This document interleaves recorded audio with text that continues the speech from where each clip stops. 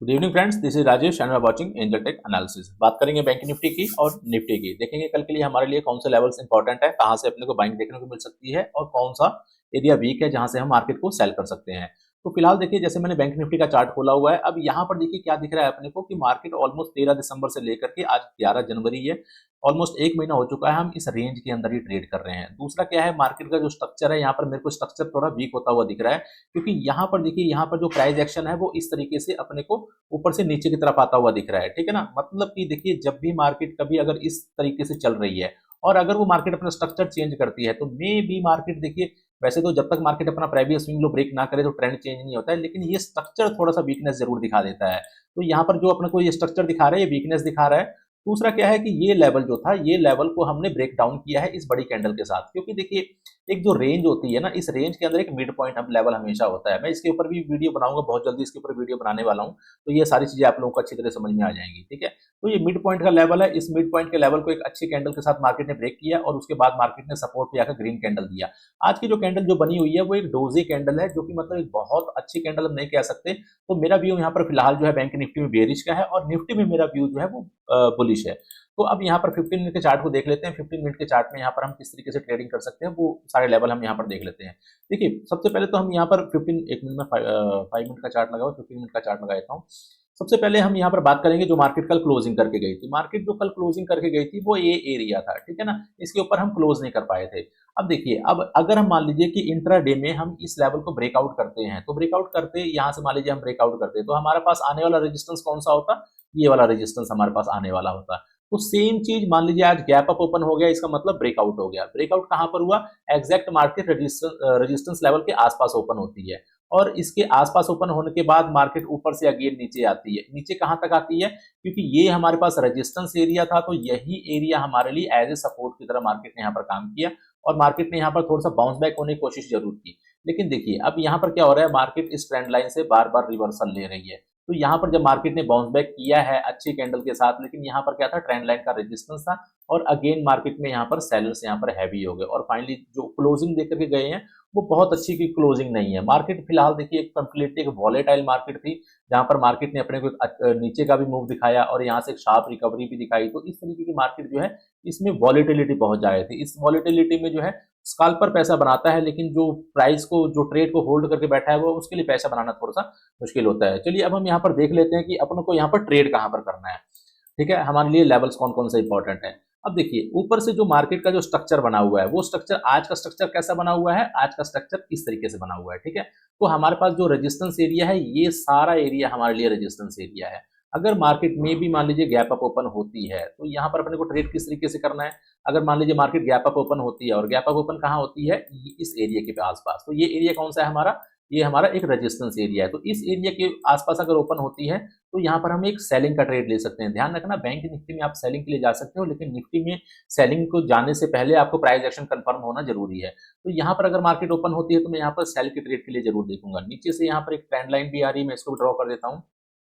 यहाँ पर सेल के लिए देखूंगा और मार्केट जब मान लीजिए इस लेवल के आसपास आ जाएगी, तो ये जो ट्रेंड लाइन है, इस ट्रेंड लाइन सपोर्ट के आसपास यहाँ पर हम बाइंग का प्लान कर सकते हैं।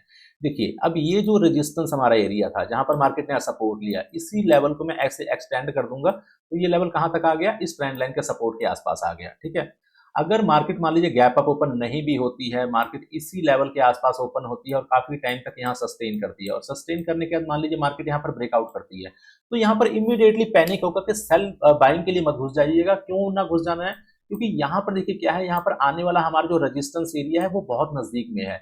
तो यहाँ पर अगर आप 1:1 के लिए प्ले करते हैं तो मे भी जा सकते हैं, अदरवाइज मैं आपको एडवाइस नहीं करूंगा, क्योंकि ऑप्शन बाइंग 1:1 वालों के लिए नहीं होती है, कम से कम 1:3 वालों के लिए होती है। ठीक है, तो आई होप आपको ये चीज समझ में आ गई होगी कि मेरे को यहाँ पर ट्रेंड लाइन पर किस तरीके से प्ले करना है। अब मान लीजिए कि मार्केट यहाँ पर फ्लैट ओपन ना होकर के गैप डाउन ओपन होती है। गैप डाउन ओपन कहाँ पर होती है, मान लीजिए कहीं इस लेवल के आसपास। ठीक है, तो ये लेवल हमारा कौन सा है, ये अगर मार्केट यहाँ पर गैप डाउन ओपन होती है, तो ये हमारे पास एज ए डबल बॉटम की तरह काम करेगा। ठीक है, तो यहाँ पर बाइंग के लिए देख सकते हैं, लेकिन यहाँ पर टारगेट छोटा रखना पड़ेगा अगर आप बाइंग के लिए जा रहे हैं।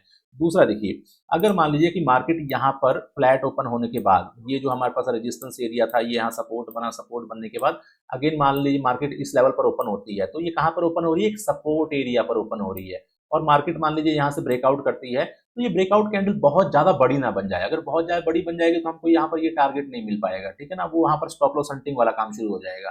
तो यहाँ कैंडल अगर छोटी बनेगी तो मे भी मैं इस टारगेट के लिए प्ले कर सकता हूँ। लेकिन अगर यहाँ पर कैंडल बड़ी बन जाती है, कैंडल बड़ी बन जाती है, तो मैं क्या करूंगा, मैं यहाँ पर वेट करूंगा। वेट क्यों करूंगा? क्योंकि यहाँ मैं ट्रेड नहीं ले सकता। यहाँ पर ट्रेड लेने का मतलब है कि आने वाला रेजिस्टेंस, यहाँ पर भी रेजिस्टेंस है, और ये जो आज का जो डे हाई लगा हुआ है ये भी हमारा रेजिस्टेंस है, और इसके बाद जो हमारा रेजिस्टेंस आएगा वो ऑलमोस्ट 47,800 के आसपास आने वाला है। तो यहां से अगर मार्केट ब्रेकआउट करती है तो यहां पर मैं कुछ इस टारगेट के लिए प्ले कर सकता हूं। लेकिन ध्यान रखिएगा, अगर आप बाइंग की तरफ जा रहे हैं तो टारगेट छोटे छोटे रखने हैं, लेकिन अगर आप सेलिंग के लिए आ रहे हैं तो मे भी अपने को एक बड़ा टारगेट मिल सकता है। अब देखिए, मैं इसको 5 मिनट के चार्ट में कन्वर्ट करता हूं और 5 मिनट के चार्ट में समझाता हूं कि मेरे को सेलिंग का ट्रेड मेरे को कहां पर मिल सकता है। अब ये एरिया पहले मैं ड्रॉ कर लेता हूं, जो कि हमारे लिए एज ए सपोर्ट रेजिस्टेंस की तरह काम करते रहा है आज। तो यहां पर मान लीजिए कि अगर मार्केट यहां पर ओपन होने के बाद मार्केट ऊपर ना जाकर के मार्केट नीचे की तरफ ब्रेक डाउन करती है, ठीक है ना। ये देखिए, ये दो कंडीशन होनी चाहिए। या तो मार्केट यहां पर रेंज बना करके मार्केट नीचे की तरफ ब्रेक डाउन करे, तो मेरे को यहां पर जो डे लो है यहां तक का टारगेट मिलेगा। बाइंग सेलिंग साइड का टारगेट जो है मेरा वो बड़ा टारगेट होगा, ठीक है। या तो मार्केट, देखिए दो कंडीशन मैंने आपको बताई, या तो मार्केट रेंज बना करके इसको ब्रेक डाउन करे, या तो मार्केट इस तरीके से प्राइस एक्शन बना करके ऐसे कैंडल को नीचे की तरफ क्लोज करे, तो मैं यहाँ पर सेलिंग के लिए जाऊंगा। सेलिंग के लिए जाऊंगा या तो ट्रेंड लाइन के आसपास, जहां पर मुझे सिग्नल मिलेगा एग्जिट का, मैं यहाँ एग्जिट कर लूंगा। अदरवाइज टारगेट मेरा ये वाला एरिया है। और जब मार्केट इस लेवल के आसपास आ जाएगी तो यहाँ पर अपने को अगर एक अच्छी कैंडल मिलती है, शार्प कैंडल कोई मिलती है, तो यहाँ पर बाइंग के लिए जा सकते हैं, ठीक है ना। लेकिन इसका टारगेट बहुत बड़ा नहीं होगा। मैं बैंक निफ्टी को क्लियर कट सेलिंग के लिए देख रहा हूँ, लेकिन निफ्टी को बाइंग के लिए देख रहा हूँ। चलिए मैं निफ्टी को भी समझा देता हूँ, ठीक है। यहाँ पर मैं निफ्टी का वन डे का चार्ट लगा के रखा हुआ है। देखिए, अगर आप कंपैरिजन करेंगे, यहाँ पर ये बैंक निफ्टी का चार्ट है, 1 महीने से हम रेंज में है, लेकिन ये निफ्टी का चार्ट है। यहाँ पर जो पैटर्न बना है वो बहुत अच्छा पैटर्न बना हुआ है। यहाँ पर अगर मार्केट ऊपर की तरफ निकलती है, ये जो रेड कलर की कैंडल जो बनी हुई है, बड़ी वाली कैंडल, इसका अगर हम हाई ब्रेक करते हैं तो यहाँ पर एक अच्छी मूवमेंट अगेन अपने को यहाँ पर देखने को मिल सकती है, ठीक है। तो यहाँ पर ध्यान रखिएगा कि अगर हम इस रेड कैंडल के ऊपर हम सस्टेन करना स्टार्ट कर देते हैं तो बाइंग की पोजीशन हम यहाँ पर बना सकते हैं। अब चलिए 15 मिनट के चार्ट में आते हैं। देखिए, जैसा कल हमने यहाँ पर प्लान बनाया था कि मार्केट अगर यहाँ पर कल ओपन होती है इस लेवल के, या तो इस लेवल के आसपास या तो इस लेवल के आसपास, तो यहाँ पर हम क्या करेंगे, क्लियर कट सेलिंग करेंगे। और मार्केट एग्जैक्ट इसी लेवल के आसपास ओपन हुई और हमने यहाँ पर सेलिंग का ट्रेड बनाया, ठीक है ना। और यहाँ पर जो मेरा 60 रुपए की मैंने ऑप्शन ली थी वो 120 रुपए की, 125 तक गई थी। दूसरा हमारा प्लान क्या था कि मार्केट अब जब ऊपर से नीचे की तरफ आएगी तो ये लेवल हमारा बाइंग का होगा, हम यहाँ पर बाइंग के लिए देखेंगे, ठीक है ना। लेकिन मार्केट यहाँ तक नहीं आई और यहीं से रिवर्स हो गई। इसके पीछे रिवर्स होने का लॉजिक ये था कि जो हमारे पास प्रेवियस डे की जो ओपनिंग थी वो एक सपोर्ट की तरह यहाँ पर काम कर गई। लेकिन देखिए, हम यहाँ पर बाइंग नहीं कर सकते। क्यों नहीं कर सकते? क्योंकि यहाँ पर जस्ट अगर हम यहाँ पर बाइंग करते हैं तो आने वाला रेजिस्टेंस एग्जैक्ट इस लेवल के आसपास है। अब देखिए, समझिए इस बात को क्यों, इसके पीछे का लॉजिक जानिए। अब प्राइस ने जो है वो इस तरीके से मूवमेंट दिखाई है। अगर मैं यहाँ पर बाइंग करता हूं तो ये मेरा प्रीवियस स्विंग हाई है, मेरे को यहाँ पर अगेन रेजिस्टेंस फेस करना पड़ जाएगा, यहाँ से सेलर अगेन एक्टिव हो जाएगा और प्राइस को नीचे लेकर के आ जाएगा, ठीक है। तो इसलिए मेरे को यहाँ पर सेलिंग नहीं करनी है। तो आई होप कल की वीडियो जिन जिन लोगों ने देखी होगी, वीडियो को समझा होगा अच्छे से, उन लोगों ने पैसा बनाया होगा, ठीक है ना। बाकी जिन लोगों ने नहीं भी समझा होगा, समझिए। देखिए, क्योंकि जो स्टॉक मार्केट है वो सारी गेम वो जो है अंडरस्टैंडिंग की है। अगर आप चार्ट को अच्छे से समझते हैं, अपने माइंड सेट को अच्छा रखते हैं, अपने ग्रीड और फियर पर कंट्रोल करते हैं, तो आप मार्केट से बहुत अच्छा पैसा बना सकते हैं। लेकिन अगर आप अपने ऊपर कंट्रोल नहीं रख सकते हैं तो यहाँ पर देखिए, ये जो फाइट है ना, ये मी वर्सेस मी है, ठीक है ना। आपकी फाइट आप खुद से है। तो यहाँ पर आप अपने आप को जितना कंट्रोल कर पाओगे उतना ही आप यहाँ पर अच्छा प्रॉफिट बना के ले जाओगे। अब चलिए बात कर लेते हैं कल की, यहाँ पर कि कल मार्केट को हम यहाँ पर कैसे ट्रेड कर सकते हैं। तो अब देखिए, अब हमारे पास जो मेन रेजिस्टेंस लेवल जो बने हुए हैं वो आज का डे हाई, मार्क कर लीजिए लेवल, ये आज का डे हाई। अगर हम इस लेवल के ऊपर निकलेंगे तो अगेन यहाँ पर एक रेजिस्टेंस एरिया है, ठीक है ना। मतलब यहाँ पर दो रेजिस्टेंस एरिया बहुत नजदीक में है, ओके। तो अब हम यहाँ पर क्या करेंगे, अब हम यहाँ पर नीचे से एक ट्रेंड लाइन भी आ रही है, उस ट्रेंड लाइन को भी ड्रॉ कर लेते हैं। इस ट्रेंड लाइन को ड्रॉ करके मैं आपको समझा देता हूँ कि किस तरीके से हम कल की गेम को प्ले कर सकते हैं, ठीक है। अब यहाँ पर देखिए, अब यहाँ पर क्या हुआ है, हम एज पर हमारे जो कल का जो हमारा प्लान था कि मार्केट अगर इस लेवल के आसपास, ये जो कल हमने ब्रेकआउट किया था, इस लेवल के आसपास अगर आती है तो हम यहाँ पर क्या करेंगे, हम यहाँ पर बाइंग का देखेंगे। एक मिनट, यहाँ पर ट्रेंड लाइन थोड़ी सी यहाँ से दे देता हूँ मैं। दो हमको देखिए कई ट्रेंड लाइन लगानी पड़ती हैं, जो ट्रेंड लाइन मार्केट में काम कर रहे हैं, ओके। मतलब ट्रेंड लाइन भी आपकी सही लगी होनी चाहिए। अब यहाँ पर देखिए, अगर तो मार्केट यहाँ पर, मैं तीनों कंडीशन बता देता हूँ आपको। अगर मार्केट यहाँ पर फ्लैट ओपन होती है और फ्लैट ओपन होने के बाद मार्केट अगर एक ऐसी एक बड़ी कैंडल दे देती है तो आप क्या करेंगे, बाइंग के लिए जाएंगे, क्योंकि यहाँ पर ट्रेंड लाइन भी ब्रेकआउट हो चुकी है, प्रीवियस स्विंग हाई भी ब्रेकआउट हो चुका है। तो यहाँ पर बहुत सारे लोग बाइंग के लिए चल जाएंगे, लेकिन नहीं जाना चाहिए। क्यों नहीं जाना चाहिए? सबसे पहले आप मेरी एक बात समझिए कि अगर आप किसी भी चीज को, सौदे को बाय करने जा रहे हैं, तो आपको अपना आने वाला टारगेट और आपका स्टॉप लॉस, ये दो चीजें आपको पता होनी चाहिए। तो मुझे पता है कि मैं अगर यहाँ पर बाइंग के लिए जाता हूँ तो आने वाला रेजिस्टेंस बिल्कुल पास में है, तो मे बी क्या होगा, इस कैंडल में मान लीजिए मेरी एंट्री तो हो जाएगी, प्राइस यहाँ ऊपर तक भी जाएगा, लेकिन आकर के इस तरीके से क्लोज हो जाएगा। और क्योंकि ये रेजिस्टेंस एरिया है, मार्केट यहाँ से नीचे आना स्टार्ट हो जाएगा और आपकी स्टॉप लॉस हंटिंग हो जाएगी। तो इसलिए अगर कोई बड़ी कैंडल बनती है किसी रेजिस्टेंस के आसपास या सपोर्ट के आसपास, तो वहां पर अवॉइड करिए। ठीक है। अब यहाँ पर कंडीशन क्या होगी? कंडीशन ये होगी यहाँ पर कि अगर मार्केट यहाँ से मे भी मान लीजिए यहाँ पर कहीं गैप अप ओपन होती है, गैप अप ओपन होने के बाद मार्केट यहाँ पर कुछ टाइम तक सस्टेन करे, सस्टेन करने के बाद जब यहाँ से ब्रेकआउट होगा, तो यहाँ पर मैं बाइंग के लिए इंटरेस्टेड रहूंगा। अब यहाँ पर क्या हुआ, देखिए यहाँ पर ये जो रेजिस्टेंस एरिया था, ये रेजिस्टेंस एरिया के ऊपर मार्केट की क्लोजिंग आ चुकी है। तो जब रेंज बनाने के बाद मार्केट ब्रेकआउट करती है, तो वहां पर मार्केट में मोमेंटम बहुत अच्छी होती है, ये ध्यान रखिएगा। अगर मार्केट डायरेक्ट ब्रेकआउट करती है तो वहां पर मोमेंटम बहुत स्लो होती है और उसके फेल होने के चांसेस बहुत ज्यादा होते हैं। अब देखिए, अब दूसरी कंडीशन यहाँ पर क्या बनती है, ये लेवल हमारा, इस लेवल की बात कर लेते हैं कि जो लेवल हमारा कल ब्रेकआउट हुआ था, लेकिन वो आज यहीं से रिवर्स हो गया। रिवर्स क्यों हो गया? क्योंकि यहाँ पर हमारे पास एक और सपोर्ट एरिया था।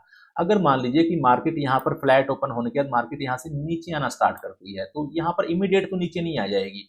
क्यों नहीं आ जाएगी? क्योंकि ये जो एरिया है ये एज ए सपोर्ट की तरह काम करेगा। तो यहाँ पर सेल करके मत बैठ जाइएगा, ठीक है, ये ध्यान रखिएगा। अब यहाँ पर आकर के मार्केट अगर इस लेवल को ब्रेकआउट करती है, तो पहला टारगेट हमारा ये होगा और दूसरा टारगेट हमारा ये वाला लेवल होगा, ठीक है ना। मतलब सेलिंग के लिए यहाँ पर मैं थोड़ा सा कम देखूंगा, और अगर सेलिंग कर भी रहा हूँ तो मैं बहुत छोटे छोटे टारगेट के लिए जाऊंगा। आप भी फॉलो कर सकते हैं कि अगर आप सेलिंग के लिए जा रहे हैं तो छोटे छोटे टारगेट रखिए फिलहाल, ठीक है ना, जब तक कि हम इस लो को ब्रेक नहीं कर देते हैं। अब मान लीजिए मार्केट इस लेवल के आसपास जब आती है, तो यहाँ पर क्या होगा, एक तो हमारे पास ये जो हमारे पास जो रेजिस्टेंस एरिया जो ब्रेकआउट हुआ था, एक तो इसका सपोर्ट होगा, दूसरा हमारे पास ये जो नीचे से ट्रेंड लाइन आ रही है, इस ट्रेंड लाइन का सपोर्ट हो जाएगा। तो यहाँ पर हमारे पास दो दो सपोर्ट हो जाएंगे। दो सपोर्ट होने के बाद इमीडिएटली यहाँ पर बाइंग नहीं करना है, यहाँ पर आपको एक प्राइस एक्शन को कंफर्म होने देना है। प्राइस एक्शन कंफर्म होता है, इसके बाद यहाँ पर जाकर के ट्रेड करिए। ये ट्रेड का टारगेट बहुत अच्छा हो सकता है, मे बी मार्केट पहला टारगेट ये होगा, दूसरी बार मार्केट यहाँ पर जाकर रुक सकती है जो यहाँ पर स्विंग हाई लगा हुआ है, और तीसरा हमारा जो फाइनल टारगेट होगा वो ये वाला टारगेट होगा, ठीक है। एक चीज मैं आप लोगों को और यहाँ पर समझा देता हूँ कि अगर मान लीजिए मार्केट में यहाँ पर गैप डाउन ओपनिंग हो जाती है, तो आप क्या कर सकते हैं। अब ये देखना है आपको, मार्केट में गैप डाउन ओपनिंग हो कहां पर रही है। मान लीजिए इस लेवल के आसपास गैप डाउन ओपनिंग हो रही है, या फिर इस लेवल के आसपास। अगर मान लीजिए इस लेवल के आसपास हो रही है और पहली कैंडल यहाँ पर बुलिश क्लोज हो गई है, तो इमीडिएटली उसका हाई ब्रेक होते ही हम यहाँ पर लॉन्ग जा सकते हैं, ठीक है। दूसरा, अगर मान लीजिए कि क्लोजिंग यहाँ पर हो रही है, सॉरी ओपनिंग यहाँ पर हो रही है, लेकिन ये कैंडल बहुत अच्छी कैंडल नहीं है, कोई मतलब समझ लीजिए डोजी टाइप की कैंडल बनी है, तो वहां पर हम रिस्क नहीं ले सकते। हमको रिस्क कहां पर लेना है, जब यहाँ पर एक फुल बॉडी कैंडल क्लोज हो, यहाँ पर नहीं सॉरी, इस लेवल पर जब एक फुल बॉडी कैंडल क्लोज होगी, तब हम यहाँ पर बाइंग के लिए जाएंगे। मान लीजिए यहाँ पर मार्केट की ओपनिंग होती है, ये डोजी कैंडल क्लोज हुई, अगली कैंडल ने इमीडिएटली यहाँ पर रेड कैंडल यहाँ पर क्लोज हो गई, ठीक है। तो हम यहाँ पर कहां पर आ चुके हैं, अपने सपोर्ट लेवल के आसपास आ चुके हैं। अब मे बी मार्केट यहाँ पर कुछ टाइम तक सस्टेन करे, सस्टेन करने के बाद जब यहाँ पर अगेन एक फुल बॉडी कैंडल दिखाएगी, तो यहाँ पर मैं बाइंग के लिए जाऊंगा, और यहाँ पर क्या होगा, यहाँ पर ऑलमोस्ट एक ट्रेंड लाइन का ब्रेकआउट भी हो जाएगा, और इसके बाद हमारा जो टारगेट होगा वो पहला टारगेट ये लेवल होगा, ठीक है ना, ऑलमोस्ट 21,680 का, और दूसरा टारगेट जो आज का जो डे हाई लगा हुआ है उस लेवल के आसपास तक, ठीक है। अब यहाँ पर देखिए सेलिंग की बात भी कर लेते हैं। तो सेलिंग के लिए मैंने आपको लेवल बता दिए हैं। सेलिंग के लिए हमारे जो लेवल हैं, एक तो हमारे पास एक ये लेवल है जो आज का डे हाई है, यहाँ पर अगर मार्केट पहुंचती है तो यहाँ पर मार्केट सेलिंग के लिए आ सकती है। ध्यान रखिएगा, अगर मार्केट यहाँ से ब्रेकआउट करती है तो भी अपने को ट्रेड नहीं लेना है, सॉरी मैं इस लेवल को नहीं देख पाया, इस लेवल के ऊपर अपने को जाकर के ट्रेड लेना है। ऑलमोस्ट 21,770 के ऊपर अगर मार्केट क्लोज करती है तो ही यहाँ पर बाइंग के लिए जाना है, अदरवाइज जब जब मार्केट डिप मारे तब तब अपने को सेलिंग के लिए देखना है। अब सेलिंग के लिए अगर मान लीजिए यहाँ पर मार्केट ट्रेंड लाइन का ब्रेक डाउन कर देती है, ठीक है ना, मान लीजिए मार्केट यहाँ पर आती है, यहाँ आती है, लेकिन यहाँ पर कोई अपने को सिग्नल नहीं मिल रहा है, और मार्केट यहाँ पर ट्रेंड लाइन का ब्रेक डाउन कर देती है, तो यहाँ पर हम अगेन इस लेवल को टेस्ट करने के लिए आ सकते हैं।